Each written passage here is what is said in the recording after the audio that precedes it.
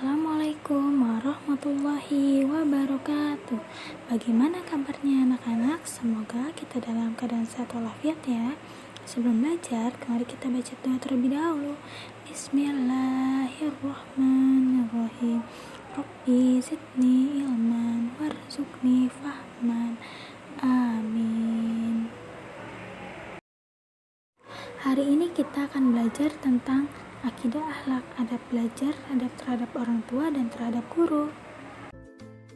Anak-anak, coba perhatikan di mana anak yang sedang belajar, apakah di gambar 1 atau di gambar 2 ya? Wah, anak-anak ibu pintar sekali. Jawabannya betul, ada di gambar 1.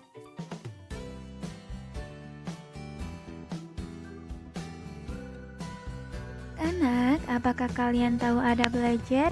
Adab adalah akhlak yang baik.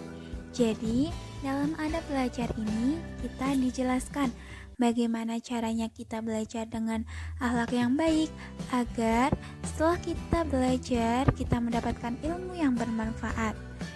Bermanfaat bagi diri kita, orang tua, maupun orang lain. Bisa dimengerti?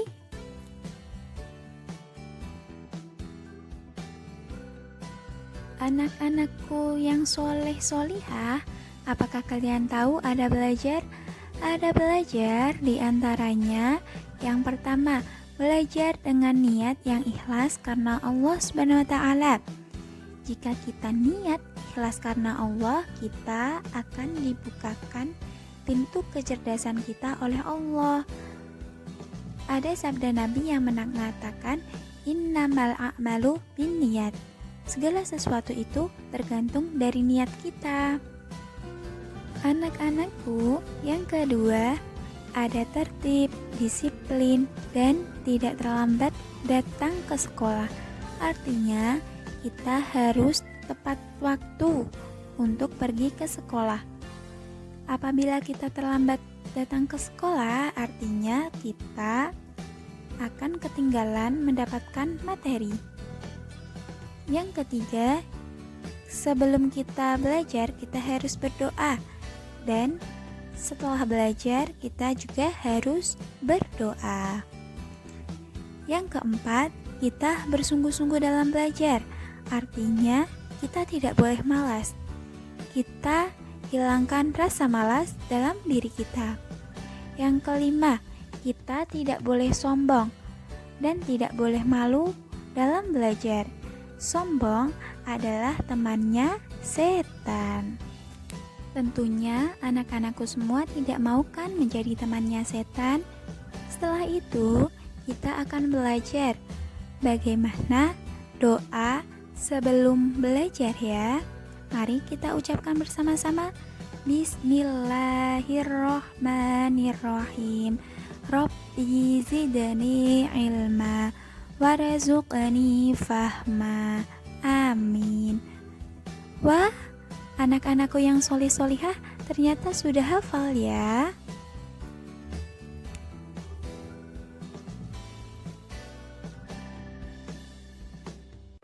Tadi kan kalian sudah belajar tentang doa sebelum belajar. Sekarang kita belajar tentang doa setelah belajar ya. Mari anak-anakku yang solih dan solihah, kita mengucapkan bersama-sama. Bismillahirrahmanirrahim.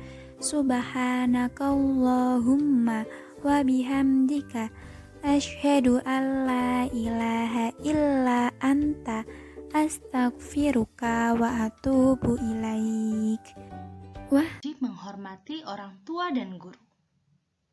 Kenapa ya kita diwajibkan untuk menghormati orang tua dan guru? Yap, karena itu adalah perintah Allah Subhanahu wa Ta'ala. Orang tua kita, ayah dan ibu, harus kita hormati anak-anak. Kenapa begitu? Orang tua sangat berjasa dalam hidup kita. Mengurus kita sejak lahir tanpa mengeluh dan tanpa rasa lelah. Masya Allah. Lalu bagaimana dengan guru? Guru pun sama, berjasa dalam hidup kita. Guru mendidik kita agar kita lebih pandai. Adanya orang tua dan guru sangat berharga dalam kehidupan kita. Nah, anak-anak, oleh karena itu, sayangi mereka ya. Bersikap ramah dan sopan santun kepada mereka. Kita harus menerapkan adab terpuji kepada orang tua dan juga guru melalui pembiasaan atau perilaku sehari-hari. Apa saja ya adab terhadap orang tua dan guru? Dan apa juga ya manfaatnya ketika kita melakukan adab terpuji tersebut kepada orang tua atau guru? Yuk kita simak materinya.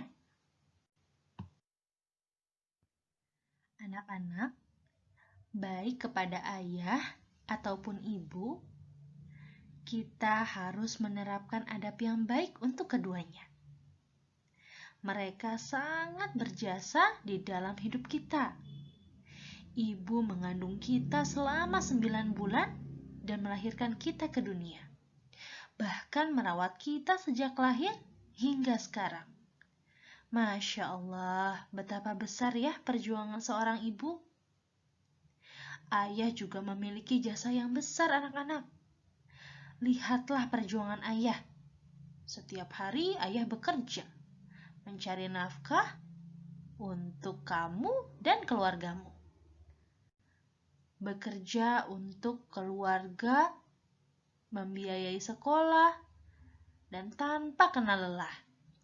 Masya Allah, besar banget ya nak, jasa ayah dan ibu kita. Kita tidak akan pernah bisa membalasnya. Oleh karena itu, kita harus berperilaku yang baik kepada ayah ataupun ibu. Nah, anak-anak tahu nggak, apa aja sih adab terhadap orang tua? Disimak baik-baik ya.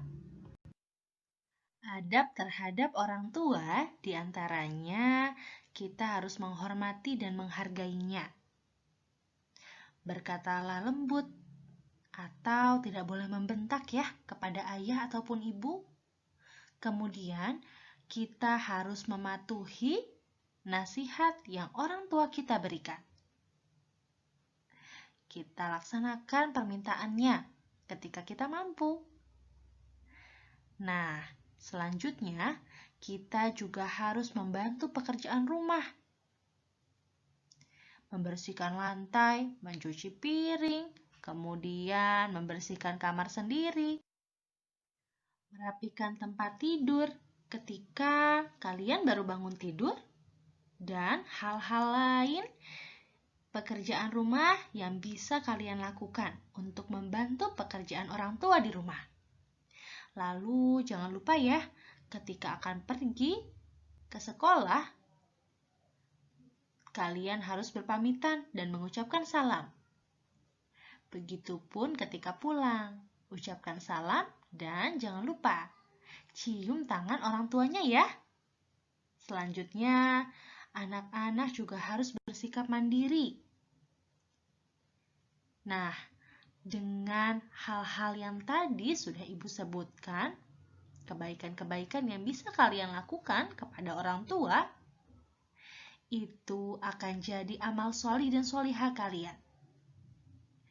Itu tandanya anak yang berbakti kepada orang tua.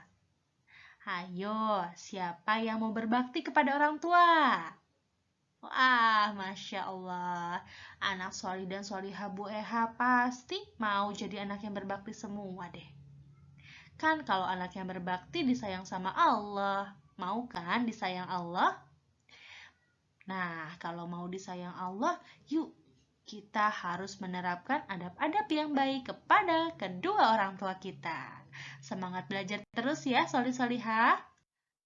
Kalau tadi kita sudah mengetahui apa saja adab terhadap orang tua, sekarang Bu Eha mau kasih tahu ke anak-anak. Apa saja ya adab terhadap guru itu?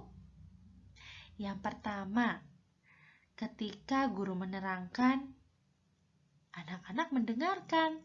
Jadi, apa yang guru sampaikan, anak-anak bisa memahaminya. Yang kedua, bertanyalah kepada guru dengan sopan jika ada materi atau ada hal-hal yang memang belum dipahami saat belajar. Bisa diawali dengan mengangkat tangan, kemudian menyampaikan pendapat atau pertanyaan yang memang mau ditanyakan. Selanjutnya, kita harus tertib saat belajar. Jadi, tidak tengok-tengok, tidak mengobrol, tidak berjalan-jalan saat ibu guru sedang menerangkan. Gitu ya. Yang keempat, meminta izin jika ada keperluan. Kalau mau ke toilet. Nah, harusnya anak-anak meminta izin terlebih dahulu, tidak langsung keluar kelas. Lalu yang kelima, sapalah gurumu ketika bertemu dengan memberikan salam, kemudian salim deh. Itulah beberapa adab terhadap guru.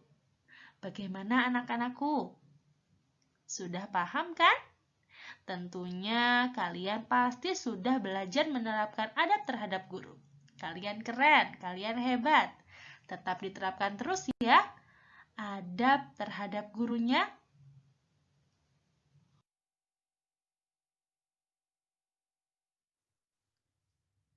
Nah, ketika adab kepada orang tua dan adab kepada guru tadi sudah kita terapkan, lalu manfaatnya apa ya? Ini dia manfaatnya. Yang pertama, kita akan dicintai dan diridhoi Allah Subhanahu wa Ta'ala. Wah, Masya Allah, dapat ridho Allah nih anak-anak. Lalu yang kedua, kita disayangi oleh orang tua dan juga guru kita. Siapa mau disayang orang tua dan siapa mau disayang Bapak Ibu guru? Nah, selanjutnya kita juga akan mendapatkan ilmu yang bermanfaat karena adab-adab kita yang tadi sudah kita terapkan. Dan tak lupa, manfaatnya adalah kita akan memiliki akhlak yang baik atau sopan santun kepada orang tua dan juga guru. Dengan begitu, kita akan disenangi banyak orang dan tentunya bisa terus didoakan oleh orang tua ataupun guru kita.